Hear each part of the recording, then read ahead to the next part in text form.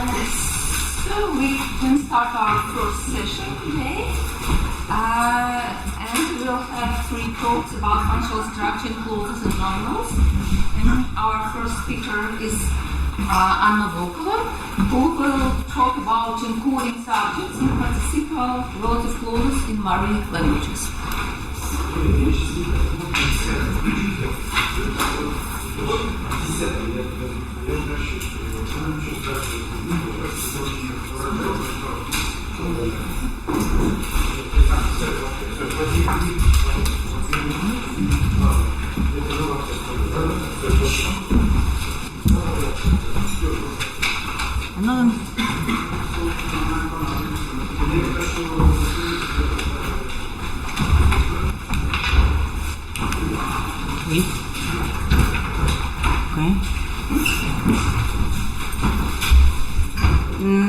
Yeah, I'm not entirely sure what's the best way to position myself so that I can pretend to be looking at you and yet be able to read my slides and also not block the view for you of my slides. Okay. So I'm going to talk today about 2 Mari languages and the subject encoding and participial relative clauses in these languages. And first I'm going to start with describing what are usual research questions when talking about participial relative clauses. Then I'll introduce Mari languages, and in particular the participial relative clauses in these languages, and then I'll talk about subject encoding, and also subject encoding and participial relative clauses, but also in nominalizations, because both participial relative clauses and nominalizations in Mari languages have one and the same exponent, morphological exponent. So usually, or for a long time, the approach to participial relative clauses had been that they have reduced structure in comparison to regular finite relative clauses, and so that they are usually nominalized somewhere above the VP, and so they do not really have the proper clausal structure. And but recent publications on participial relative clauses and nominalizations argue against that view, and so Baron and Reinges and Rudnev for participial relative clauses say that they very well can have TP and also sometimes CP layer. And Borsley and Kornfield and Whitman do the same thing for nominalizations. And subject encoding in that respect is interesting because it indicates, to a certain extent, the amount of verbal structure presented in a nominalized clause. And some terms, so participles are non-finite verb forms that can be used for ad nominal modification. And I'm going to talk about non-finite noun modifying clauses in Mari languages, Meadow Mari and Hill Mari. And these clauses typically precede the modified noun and have participles as their predicates, so this is why I talk about participial relative clauses.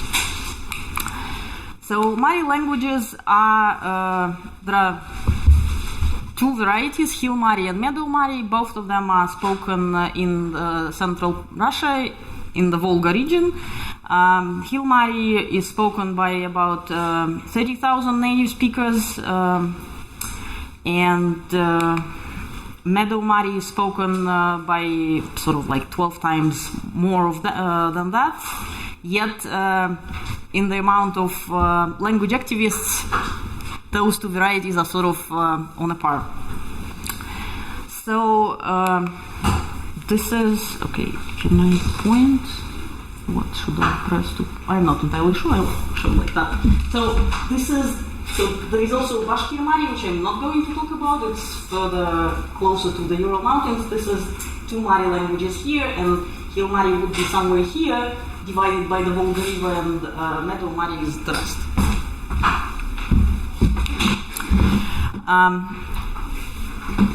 Participial relative clauses are not the only relativizing strategy in Mari languages. Both languages also employ finite relative clauses, as shown in example 1.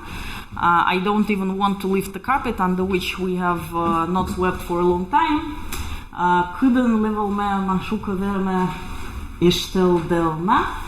And so couldn't would be the like relative pronoun introducing the finite relative clause, and you can see the verbal form sweep is finite. So the system of participles comprises of 4 forms: an active participle derived with the suffix sh, a participle that is traditionally referred to as passive derived with the suffix m, negative participle derived with the me, and future participle derived with shash in meadow mari and shashlik in hill mari.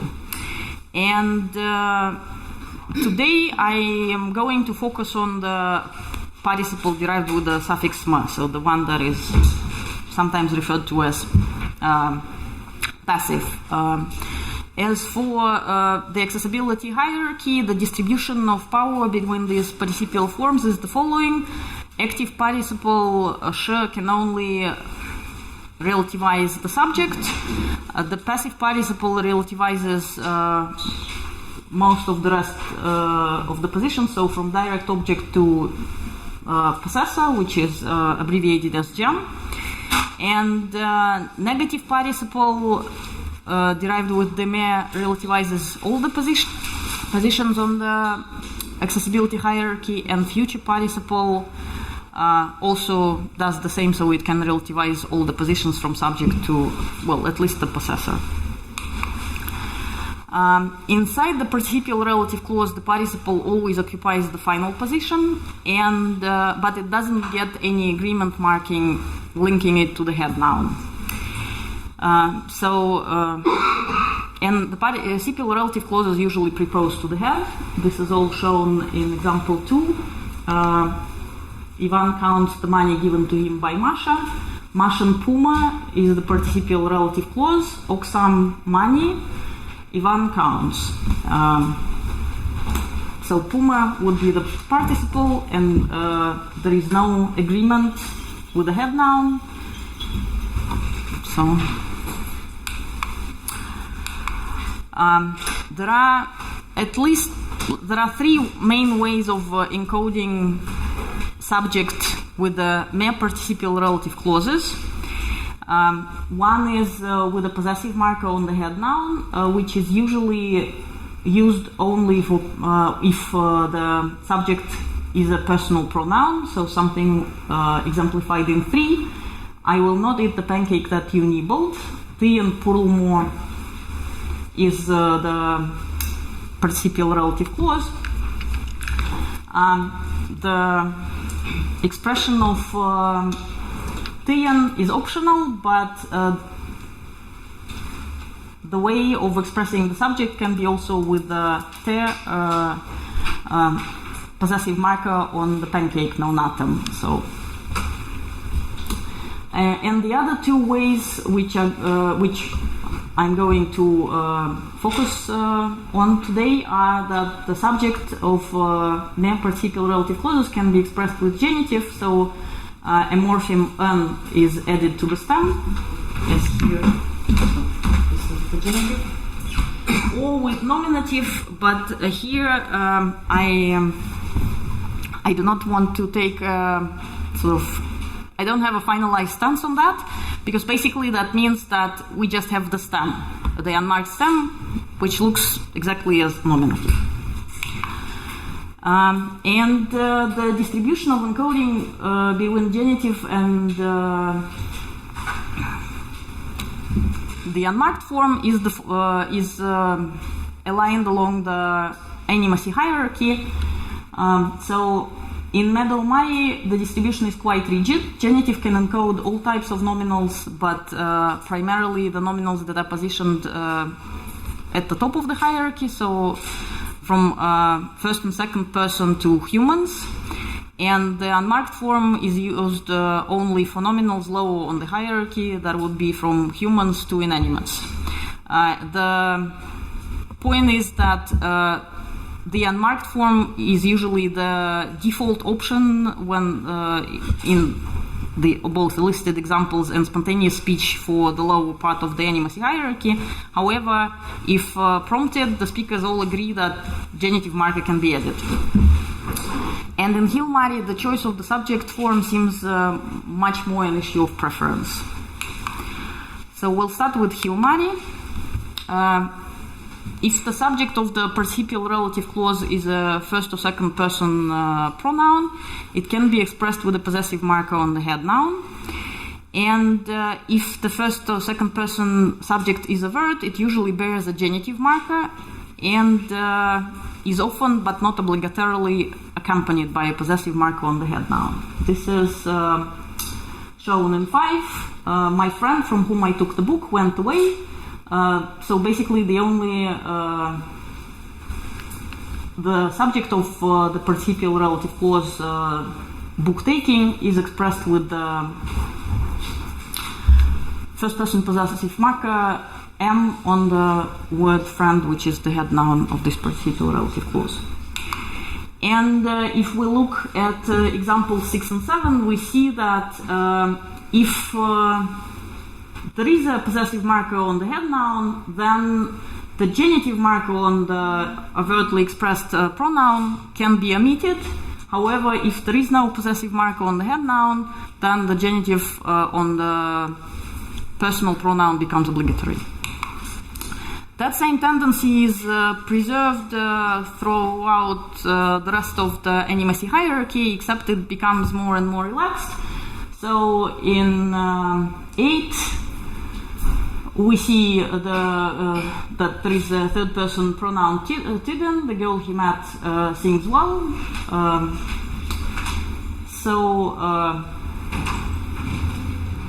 Here the possessive marker is optional.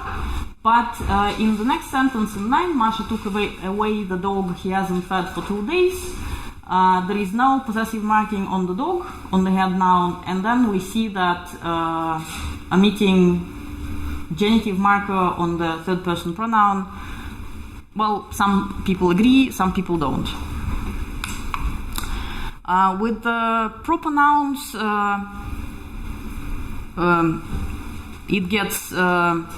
it becomes even more of a preference rather than a requirement.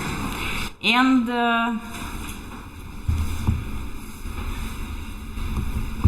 okay, 10 minutes have passed, or 10 minutes till the questions period. Yes, okay.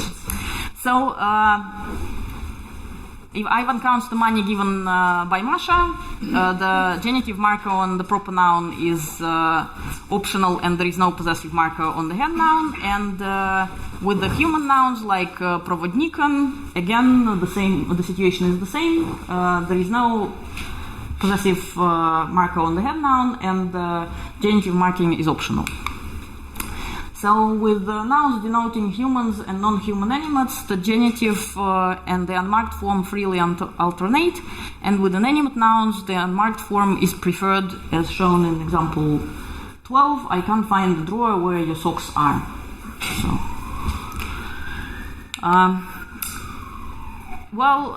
to sort of give us a feel of what could be the structure of the participial relative clause, I used adverbial clauses and also binding. So adverbial phrases are related to certain functional projections. In this case, I only used the adverb yesterday, and we can see that yesterday inside the participial relative clause can be positioned either before the subject or after the subject, independent of the way it is, so whether it is marked with genitive or not. And the reflexive pronoun ashkamjam is subject-oriented and must be bound within the first finite clause. And we see that in example 14, Ivan is counting the money that the bookkeeper gave to himself. The subject bookkeeper binds the reflexive, also independent of the fact whether it's marked with genitive or not. Now we turn to Meadow-Murray. In Meadow-Murray, genitive encoding is obligatory for personal pronouns and proper names, as shown in 15. I will not eat the pancake nibbled by you or Vasya. If the form is unmarked, the sentence becomes ungrammatical. However, genitive marking is optional if we have a non-human entity, as in 16. I will not eat the pancake nibbled by the cat. And so the plus human nouns are the ground where we have both the genitive marking and the unmarked option as two possibilities. As shown in 17, Ivan is thinking about the wages that the bookkeeper gave to him. So buhalterin can be marked with genitive, can also stay unmarked. With the adverb placement, from the cinque hierarchy, I decided to go, like, the highest adverb that I tried was probably, and on the slides I start with somewhat low. So manner adverbs are usually positioned lower in the structure, and we see that if the meta adverb slowly that I used here is preceding the genitive marked subject of the participial relative clause, it can only be interpreted as modifying the matrix predicate. And if it follows, and it can follow, and then it is interpreted as modifying the participial relative clause. And if we have an unmarked subject, then the situation is the same if slowly precedes the subject, but if it follows the unmarked subject, then suddenly the sentence becomes ungrammatical.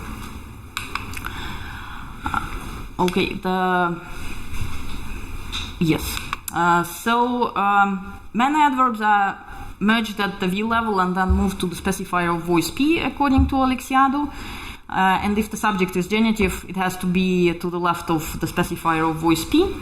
And if the subject is unmarked, many adverbs cannot be placed between it and the participle. And if the many adverb precedes the subject, which is unmarked, it is always interpreted as modifying the matrix predicate. Now, if we turn to mood adverbs, which are usually positioned quite high, we see that Ochini probably can be interpreted as modifying the participial relative clause if it precedes the genitive subject, and the sentence is the grammaticality of the sentence is questionable if probably follows the genitively marked subject. And with the unmarked subject, Ochini probably can precede the unmarked subject, and it cannot follow. And with time adverbs, the situation is the following. The time adverb can precede and can follow the genitive marked subject, and it can precede but not follow the unmarked subject. So what I take from the adverb placement is the following. This, in my opinion, is evidence that genitive subject is assigned case within the embedded clause. That nominative subject is assigned case lower in the structure than genitive, and the fact that participial relative clauses in Meadow-Murray have temporal reference independent of the main clause is an argument in favor of having a tile inside the participial relative clause. And for the genitive subject, so you can see here that probably can precede it and cannot follow, yet they can both precede and follow, and slowly cannot precede but can follow. So my hunch is that the genitive subject should be positioned somewhere in the specifier of tense node. And for the unmarked subject, no adverb can come between it and the participle yet, so which means that it is quite close to the predicate, but all the adverbs that we tried can precede the unmarked subject, which I take as evidence for the presence of all these nodes in the structure with the nominative or unmarked subject. And when it comes to binding, we see that reflexive Schkenje behaves pretty much as in Hill-Murray, and example 29 shows that Schkalange can be bound by genitive marked subject, but if the subject is unmarked, it cannot be the binder of the participial relative of the reflexive pronoun. And also I would like to point that the only thing that can come between the unmarked subject and the verb is the direct object, and yet the situation is the same. So the mirror in which the postman saw himself hangs between two windows. Genitive can bind Schengem, and the unmarked form cannot. So briefly going into the nominalizations, the me form in me do mare can not only derive the participle but also the nominalization. As a nominalization, it occupies an argument position, and then it takes case marking and agrees in person and number with the actor. And this can be clearly, the contrast between participles and nominalizations is shown in the contrast between 32 and 33. So I saw the dress that Masha saw. Masha urgamo is the participial clause, and tuvrjem is marked with a possessive marker and case marker. And Masha tuvrem urgamojem uženam. I saw that Masha saw the dress. You can see that when ma form derives a nominalization, there is a possessive marker on that form and also the case marker on the same form. And event nominalizations with me in hil mare require a subject and genitive, irrespective of the presence of possessive marker on the nominalized verb. And some speakers allow nominative encoding only with inanimate subjects, and that's that's a rare case which we didn't find and which was reported to us by Jeremy Bradley. And both genitive marked and unmarked subjects are possible in me do mare, as shown in examples 35 and 36. So we know that the father built this house, acham anti de pertam chongamujam. That's the nominalization, and I see that it snows, lumum, the snowing, basically. And Serdobolskaya, who studied nominalizations at depth, argues based on the data from binding and clauses, conjoint structures, and floating modifiers that the structure of nominalizations with the nominative subjects and nominalizations with genitive subjects is different. And that basically the verb, when the subject is nominative, the verb is nominalized very low and doesn't have much verbal structure. And with the genitive subject, the verb is nominalized at the level of IP, and genitive is assigned outside of the clause because it moves into the main clause. And to sum it up, so me do mare and hil mare are very closely related, and they both have the form me that derives participles and event nominalizations. In hil mare, genitive subject encoding is obligatory only for first and second personal pronouns, and in other cases it's a matter of preference. And in me do mare, the system is strikingly much more rigid. And in case of non-human nouns, the unmarked form is preferred. And that's basically where I want to leave it. So,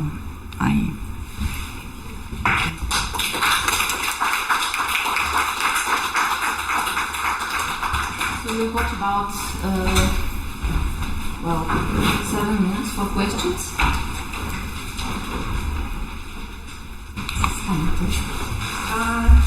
Thank you for a very good talk. I have a question about case assignment. mm-hmm. So, do you adopt the account of Serdobolskaya that you just mentioned, or do you have your own ideas? So, the basic question is this: so, if genitive case is assigned to the main clause, Mm-hmm. how is it assigned? And think about whether nominative is sort of the default case or is assigned by something as well? These are excellent questions. So when we talk about the assignment of genitive, are we talking about nominalizations or participial relative clauses? Well, I would say both, but I would appreciate. So the view of Serdobolskaya is that the subject originates here and then moves to the possessor position of the DP and gets genitive as it is usually assigned in the possessor position of the DP. And well, that is supported by the fact that if we have a reflexive pronoun there in this genitive position, it can be bound by the matrix subject, which is usually not the case. So, like, I remember my studying at school with my being the reflexive pronoun works, yes. While if we have the reflexive pronoun embedded in the, like, as an internal object of the verb, the binding by the matrix subject is impossible, so nominalizations are not transparent for binding. By this point of my studies of participial relative clauses, I would love to accept any approach that would work. Unfortunately, I cannot really stick to the idea that genitive is assigned also outside the participial relative clause in is assigned outside the participial relative clause, because then I cannot explain why the adverbs can be preceding it. So the adverbs sort of mark some sort of boundary, and then if they can be to the left of the subject, then yeah, I have a problem here. And the second question was, what's assigned, or is it kind of the default case? I wish I could answer that question, basically. Okay. We have time for one more question, or maybe two short questions. Yes, Peter, please. Well, thanks a lot. I was actually puzzled by one of your examples with my friend whom I gave something. I'm wondering, and if the target sentence is like, my friend whom he or she or you gave something. That's Filmari. Wait a second. Will be in this case because yes, precisely. Because at least according to the translation, the possessive marker is interpreted as a possessive marker, whereas the question might be what happens if there is a conflict between the person features of the embedded subject and those of the possessor, etc. So this example is a bit puzzling. Yeah, I agree with the sentiment. I'm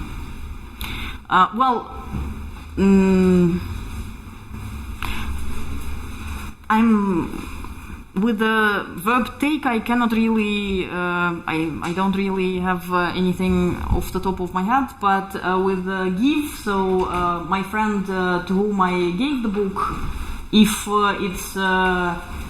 I don't know, not, so was the question Your about friend to whom I give. Your friend. That is exciting because at that point people start breaking down.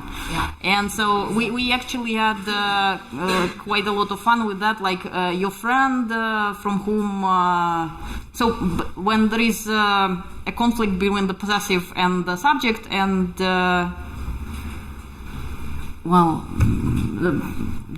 we couldn't, both me and Ksenia Shagal looked at that, and we couldn't really find one strategy they would use. Sometimes it is one thing and sometimes the other, and also then they wobble when they translate it back. So, I give a sentence with a conflict in it, and then they translate it, and then translate it back into Russian, and suddenly the conflicting person has disappeared from the sentence. So that's the strategy, mainly. Okay, very briefly. And what if the head noun is not a relation noun? Not friend, but the person who one. So that does the possessive marker still induce a possessive interpretation, or is it only interpreted as referring to the subject of the clause? I would expect that it could still refer to the subject of the clause, but I'll double check it. Thank you. So we have Even time for one more question. Is there no other question? So in at least some varieties of Hilmari, it's possible to have a possessive agreement on the participle itself. Even if it's stayed before the head noun. Is it attested for Mikriakova's Hilmari?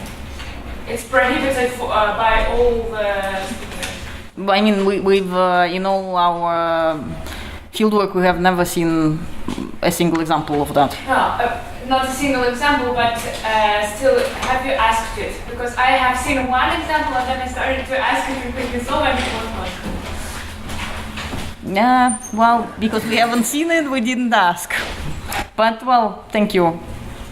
So you can try this also, and it was only with nominative subject, not with genitive subject. So, which is you mean with the nominative subject? Nominative subject, then agreement on the participle, then the head noun. And genitive subject, no agreement on the participle. Curious, I'm curious. Well, so we have to stop here and thank our first speaker.